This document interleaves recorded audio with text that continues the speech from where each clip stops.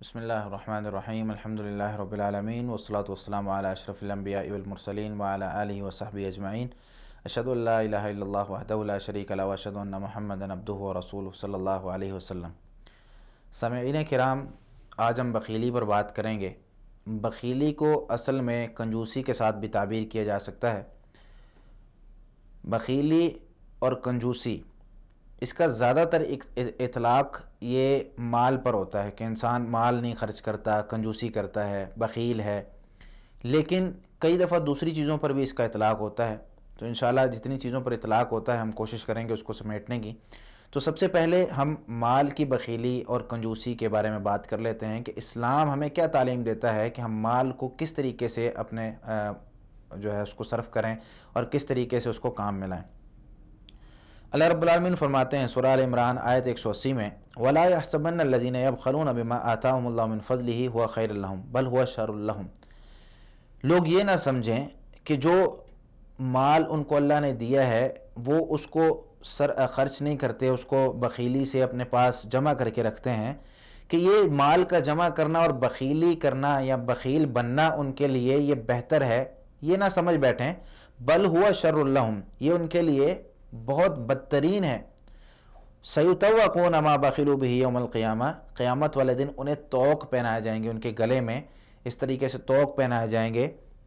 کس وجہ سے؟ بما بخلوا، ما بخلوا، کہ جو وہ بخل کرتے تھے یا جس چیز کی وجہ سے وہ بخل کرتے تھے، جو وہ چھپا کر رکھتے تھے اپنا مال۔ وللہ میراث السماوات والارض، زمین اور آسمانوں کی میراث اللہ رب العالمین کے لیے ہے۔ واللہ بما تعملون خبیر، اور اللہ تعالیٰ جو تم عمل کرتے ہو اس کی بہت زیادہ خبر رکھنے والا ہے۔ مال کو جمع کر کے رکھنا اور حق کے کام میں بھی خرچ نہ کرنا یہ بہت بری عادت ہے۔ ہمارے معاشرے میں آج کل کچھ ایسے لوگ بھی ہیں جو زکوٰۃ نہیں ادا کرتے، اللہ رب العالمین کا حق نہیں ادا کرتے، لوگوں کے حقوق نہیں ادا کرتے، اپنے مال کو بچا بچا کر رکھتے ہیں، حتیٰ کہ ضرورت کے وقت بھی پیسہ نہیں خرچ کرتے۔ اتنا پیسہ کہاں لے کر جانا ہے؟ نبی کریم صلی اللہ علیہ وسلم نے ارشاد فرمایا، مطرف رضی اللہ تعالیٰ عنہ اپنے والد سے روایت کرتے ہیں، اتیت النبی صلی اللہ علیہ وسلم وہو یقرأ الہاکم التکاثر، میں آپ صلی اللہ علیہ وسلم کے پاس تشریف لایا تو آپ صلی اللہ علیہ وسلم دعا سورۃ الہاکم التکاثر جو ہے سورۃ التکاثر، اس کی تلاوت کر رہے تھے۔ فرمانے لگے الہاکم التکاثر، اس کا ترجمہ یہ ہے کہ ایک دوسرے سے زیادہ مال حاصل کرنے کی تگ و دو نے تمہیں ہلاک کر دیا، ایک دوسرے سے زیادہ مال حاصل کرنے نے تمہیں ہلاک کر دیا۔ قال یقول ابن آدم مالی و مالی، آگے فرمانے لگے کہ ابن آدم یہ کہتا رہتا ہے میرا مال میرا مال، یہ کہتا رہتا ہے۔ وَهَلْ لَكَ يَا ابْنَ آدَمَ مِن مَالِكَ، تجھے پتہ تیرے مال سے تجھے کیا ملنا ہے؟ تیرے مال سے صرف تیرے لیے اتنا ہے مَا أَكَلْتَ فَأَفْنَيْتَ، جو تو نے کھا لیا وہ ختم ہو جائے، جو تو نے کھا لیا وہ ختم ہو جائے گا، وہ باقی نہیں رہنا۔ او لبست فأبلیت، یا تو نے پہن لیا اور پرانا کر کے اس کو ختم کر دیا۔ کپڑا انسان لباس پہنتا ہے، کچھ عرصہ چلتا ہے، وہ ختم ہو جاتا ہے، بوسیدہ ہو جاتا ہے، اس کی باری ختم۔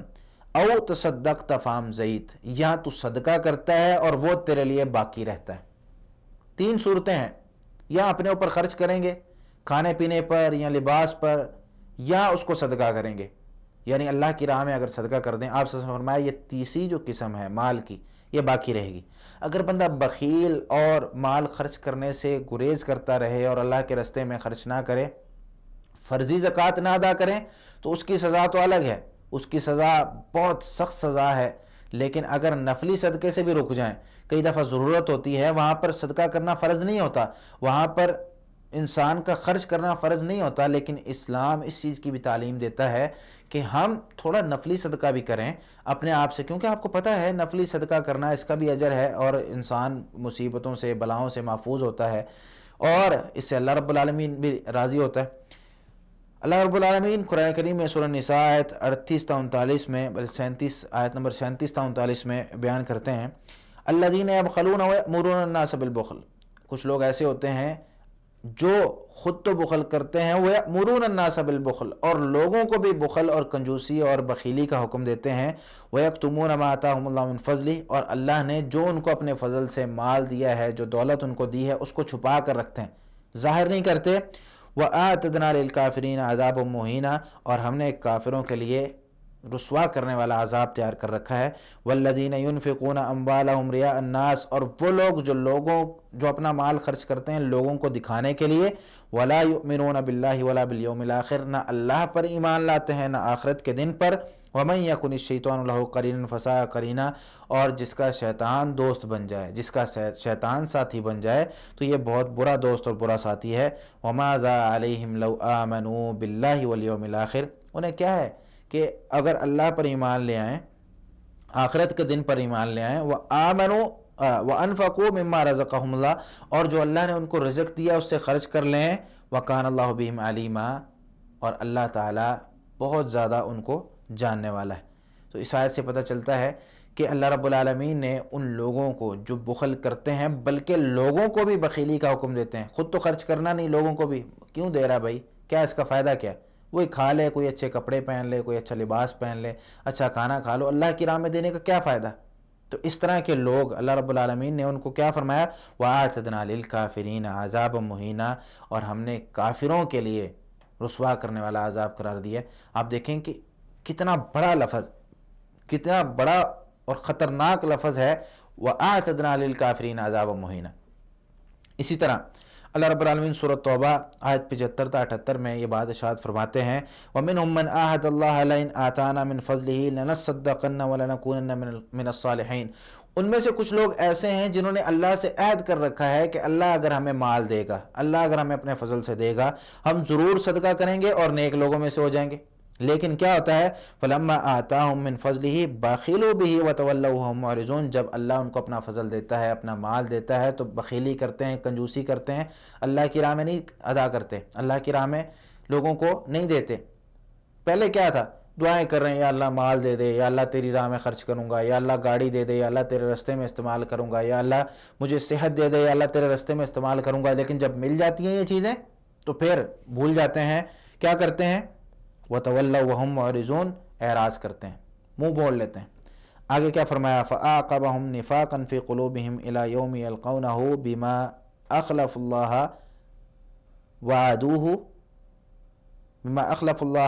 وَعَدُوهُ وَبِمَا كَانُوا يَكْذِبُونَ۔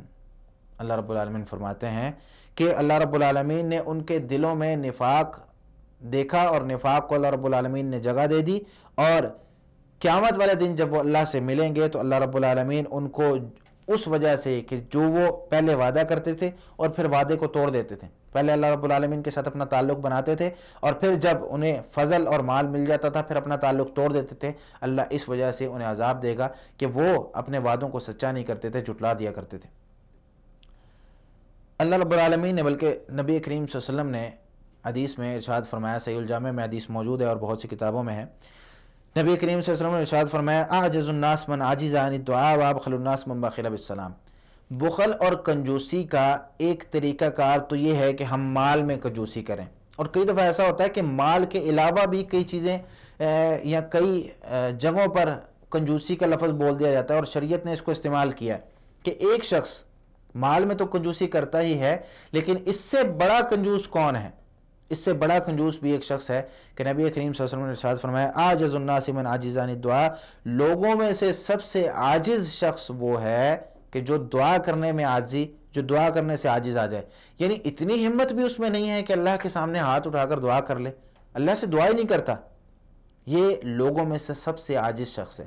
اور پھر آپ صلی اللہ علیہ وسلم فرمایا، وَأَبْخَلُ النَّاسِ مَن بَخِلَ بِالسَّلَامِ، لوگوں میں سب سے بخیل اور کنجوس شخص وہ ہے جو سلام کرنے میں بھی بخیلی کرتا ہے، لوگوں کو سلام ہی نہیں کرتا۔ حالانکہ نبی کریم صلی اللہ علیہ وسلم نے تو یہ ارشاد فرمایا ہے، جب پوچھا گیا کہ ایُّ الاسلام خیر، کہ اسلام میں سب سے نیکی یا سب سے اچھا اسلام کون سا ہے، تو آپ صلی اللہ علیہ وسلم فرمایا کہ ان تطعم الطعام، کہ تو کھانا کھلائے، وتقرأ السلام علی من عرفت ومن لم تعرف، کہ تو سلام اسے بھی کرے جسے تو جانتا ہے اور اسے بھی کرے جسے تو نہیں جانتا۔ یہ ہے نیکی، اسلام کے بارے میں تعلیمات، جسے جانتے ہو اسے بھی سلام کرو، جسے نہیں جانتے اسے بھی سلام کرو، لیکن یہ شخص لوگوں کو سلام کرتا ہی نہیں، نہ جاننے والوں کو نہ انجان کو، تو یہ سلام کرنے میں جو شخص بخیلی کرتا ہے وہ لوگوں میں سب سے زیادہ بخیل ہوتا ہے، سب سے زیادہ کنجوس ہوتا ہے۔ کتنی طاقت اور کتنا پیسہ لگتا ہے سلام کرنے پر، تھوڑی سی زبان کو حرکت دی جاتی ہے، اور اس کا صرف یہ نہیں کہ ایک ہم کوئی کام کر رہے ہیں اور اس سے ہماری محبت، سلام کرنے سے محبت تو بڑھتی ہے، اگلا شخص ہمارے ساتھ اس کا تعلق تو مزید بہتر ہوتا ہی ہے، لیکن اللہ رب العالمین بھی راضی ہوتے ہیں، اس میں ہمارے نامہ اعمال میں جو نیکیاں لکھی جا رہی ہیں اس کا حساب کتاب کون کرے گا؟ وہ ہمیں فائدہ ہے، السلام علیکم کہنے سے جو 10 نیکیاں ملتی ہیں اس کا فائدہ کسے؟ اس کا فائدہ ہمیں، کیونکہ ہمارے نامہ اعمال میں لکھی جا رہی ہیں۔ اس طرح ایک روایت میں جابر رضی اللہ تعالیٰ عنہ فرماتے ہیں، سید ترغیب و ترہیب میں جلد 3 صفحہ 30 ہے روایت موجود ہے، جابر رضی اللہ تعالیٰ عنہ فرماتے ہیں ایک آدمی نبی کریم صلی اللہ علیہ وسلم کے پاس آیا اور کہنے لگا کہ میرا فلاں شخص کا باغ ہے، میرے باغ میں فلاں شخص کا ایک تھوڑا سا ٹکڑا ہے باغ کا، اس کے کچھ درخت ہیں، تو وَإِنَّهُ قَدْ آذَانِي وَشَقَّ عَلِيَّ مَكَانُ عِزْقِهِ، وہ شخص مجھے تکلیف دیتا ہے جب بھی آتا ہے، تو آپ صلی اللہ علیہ وسلم کوئی حل تلاش کریں، مجھے اس کا جو حصہ، اس کا حصہ ہے میرے باغ میں، تو وہ حصہ کسی طریقے سے آپ یا تو کسی اور جگہ وہ حصہ لے لے، مجھے وہ حصہ بیچ دے، یا کوئی اس طرح کا کوئی حل نکالیں کہ میں اس شخص کی تکلیفوں سے آرام پاؤں۔ تو آپ صلی اللہ علیہ وسلم نے فارسل الیہ رسول اللہ صلی اللہ علیہ وسلم، اس کی طرف بلاوا بھیج دیا کہ جاؤ اس شخص کو بلا کر لاؤ۔ اس شخص کو بلا کر لایا گیا۔ آپ صلی اللہ علیہ وسلم فرمایا بعنی عزقک الذی فی حائط فلان، فلاں شخص کے باغ میں تیرا ایک چھوٹا سا ٹکڑا ہے درختوں کا، تو وہ تو مجھے بیچ دے۔ اس نے کہا لا، میں نہیں بیچوں گا۔ آپ صلی اللہ علیہ وسلم نے فرمایا فہبہ لی، تو پھر مجھے ہبہ کر دے، مجھے تحفے میں دے دے۔ اس نے کہا لا، میں بیچوں گا بھی نہیں، میں ہبہ بھی نہیں کروں گا، تحفے میں بھی نہیں دوں گا۔ پھر آپ صلی اللہ علیہ وسلم نے کہا فبعنیہ بعزق فی الجنہ، مجھے بیچ دے، تجھے اس کے بدلے میں قیامت والے دن جنت میں ایک درخت، جتنا تیرا حصہ ہے اتنا تجھے ملے گا، تجھے اس کے بدلے جنت میں درخت مل رہا ہے۔ وہ شخص کہتا لا، میں اس کے بدلے میں نہیں بیچوں گا۔ کتنا بخیل شخص تھا کہ دنیا کے مال و متاع کے لیے جنت بھی نہیں لینا چاہ رہا۔ جب آپ صلی اللہ علیہ وسلم نے کہہ دیا بھائی تجھے جنت میں درخت ملے گا، اس کا کیا مطلب؟ جنت کی گارنٹی پکی ہے، یہ شخص جنت میں ضرور جائے گا، جنت کی گارنٹی پکی مل رہی ہے، پھر بھی وہ شخص اتنا کنجوس ہے کہ وہ اپنا مال، اپنی وہ جگہ، اپنے تھوڑے سے درخت، اپنا ایک دو درخت جتنے بھی ہیں وہ بیچ ہی نہیں رہا۔ آپ صلی اللہ علیہ وسلم نے کیا فرمایا؟ فقال رسول اللہ صلی اللہ علیہ وسلم ما رأیت الذی هو ابخل منک الا الذی یبخل بالسلام، تجھ سے زیادہ بخیل شخص، تجھ سے زیادہ کنجوس شخص میں نے دنیا میں نہیں دیکھا۔ ہاں، تجھ سے زیادہ بخیل شخص ایک وہ ہے جو سلام کرنے میں بھی بخل کرتا ہے، لوگوں سے سلام بھی نہیں کرتا۔ یعنی اس شخص کی حالت دیکھیں، نہ بیچ رہا ہے، نہ ہبہ کر رہا ہے، نہ تحفے میں دے رہا ہے، نہ یہ شخص جنت کے بدلے اس کو بیچ رہا ہے۔ یہ شخص کتنا بخیل ہوگا؟ لیکن اس سے بھی زیادہ بخیل شخص آپ صلی اللہ علیہ وسلم نے فرمایا کہ جو سلام میں بخل کرتا ہے، لوگوں کو سلام بھی نہیں کرتا۔ مسلمانوں میں سلام کو عام کرنا ایک بہت بڑی نیکی ہے۔ ہم کسی کو سلام کرتے ہیں تو یہ اس چیز کی گارنٹی ہوتی ہے، یہ اس چیز کا سرٹیفکیٹ ہوتا ہے کہ آپ کا مال بھی مجھ سے محفوظ ہے، آپ کی جان بھی مجھ سے محفوظ ہے، آپ کو میں نقصان نہیں پہنچاؤں گا۔ السلام علیکم، آپ پر میری طرف سے سلامتی ہو، اللہ آپ پر سلامتی نازل کرے، میں آپ کو اپنی طرف سے سلامتی کا سرٹیفکیٹ دیتا ہوں کہ میری طرف سے آپ کو کوئی نقصان نہیں پہنچے گا، لیکن ہم اس سے ناآشنا ہیں۔ تو یہ ایک طریقہ کار، یعنی ایک بخل کی تعریف یا بخل کی مثالوں میں ایک یہ بھی ہے کہ ہم سلام کرنے میں بخل کریں۔ پھر کچھ ایسے ہیں کہ ایک جگہ اور آپ صلی اللہ علیہ وسلم نے بخیل کا یا کنجوسی کا لفظ استعمال کیا ہے، جیسا کہ علی بن حسین رضی اللہ تعالیٰ عنہ، علی رضی اللہ تعالیٰ عنہ سے روایت کرتے ہیں، کہتے ہیں ان نبی صلی اللہ علیہ وسلم قال البخیل من ذکرت عنده ثم لم يصلی علیہ، بخیل شخص وہ ہے کہ جس کے سامنے میرا ذکر کیا جائے اور وہ میرا نام سننے کے بعد، میرا ذکر سننے کے بعد مجھ پر درود نہ پڑھے، صلی اللہ علیہ وسلم نہ کہے، اللہم صلی علی محمد نہ کہے۔ جو شخص میرا نام سننے کے بعد، میرا ذکر سننے کے بعد مجھ پر درود نہیں پڑھتا، ایسا شخص بخیل ہے۔ نبی کریم صلی اللہ علیہ وسلم نے بخل سے بچنے کی کچھ دعائیں بھی سکھائی ہیں، جیسا کہ آپ صلی اللہ علیہ وسلم سے صحیح مسلم میں حدیث موجود ہے۔ زید بن ارقم رضی اللہ تعالیٰ فرماتے ہیں لا اقول لکم الا کما کان رسول اللہ صلی اللہ علیہ وسلم یقول، میں تمہیں وہی دعا سکھاتا ہوں جو رسول اللہ صلی اللہ علیہ وسلم کہا کرتے تھے۔ آپ صلی اللہ علیہ وسلم کیا کہتے تھے؟ अल्लाहुम्मा इन्नी आऊज़ु बिका मिनल अज्ज़ी वल कसली वल जुबनी वल बुखली वल हरमी व अज़ाबिल क़ब्री अल्लाहुम्मा आति नफ्सी तक़वाहा व ज़क्किहा अंत खैरु मन ज़क्काहा अंत वलियुहा व मौलाहा अल्लाहुम्मा इन्नी आऊज़ु बिका मिन इल्मिन ला यनफ़अ व मिन क़ल्बिन ला यख़शा व मिन नफ़्सिन ला तशबअ व मिन दावतिन ला युस्तजाबु लहा। तर्जुमा क्या है? अल्लाहुम्मा इन्नी आऊज़ु बिका मिनल अज्ज़ी, अल्लाह मैं तेरी पनाह में आता हूँ आजिज़ी से। आजिज़ी का क्या मतलब? कि कोई काम मैं कर ही ना सकूं, कोई काम शुरू करूं और पूरा ना हो, कि आजिज़ आ जाऊं, इस चीज़ से पनाह चाहता हूं। वल कसली, और सुस्ती से, कि कोई काम शुरू ही ना कर सकूं, कि बैठा हूं सुस्त होकर। इसी तरह वल जुबनी, बुज़दिली से, वल बुखली, और बखीली से तेरी पनाह चाहता हूँ। वल हरामी, और बुढ़ापे से तेरी पनाह चाहता हूँ। व अज़ाबिल क़ब्री, और अज़ाब कब्र से। अल्लाहुम्मा आती नफ्सी तक़वा है, अल्लाह मेरे नफ्स को उसका तक़वा अता कर, जो उसका हक है वो अता कर। व ज़क्किहा अंत खैरु मन ज़क्काहा, और उसको पाक कर दे जिस तरह पाक करने का, जिस तरह व ज़क्किहा अंत खैरु मन ज़क्काहा, उसको पाक कर दे, सबसे बेहतरीन पाक करने वाला तू है। अंत वलियुहा मौलाहा, तू ही उसका वली है, तू ही उसका मौला है। अल्लाहुम्मा इन्नी आऊज़ु बिका मिन इल्मिन ला यनफ़अ, ऐ अल्लाह मैं तुझसे ऐसे इल्म से पनाह चाहता हूँ जिसका कोई फ़ायदा ना हो। व मिन क़ल्बिन ला यख़शा, ऐसे दिल से पनाह चाहता हूँ जो डरे ना। व मिन नफ़्सिन ला तशबअ, ऐसे नफ्स से जो कभी भरे ना, ऐसे पेट से जो भरे ना। व मिन दावतिन ला युस्तजाबु लहा, और ऐसी दुआ से पनाह चाहता हूँ जो कबूल ही ना हो। तो ये दुआ आप सल्लल्लाहु अलैहि वसल्लम पढ़ा करते थे।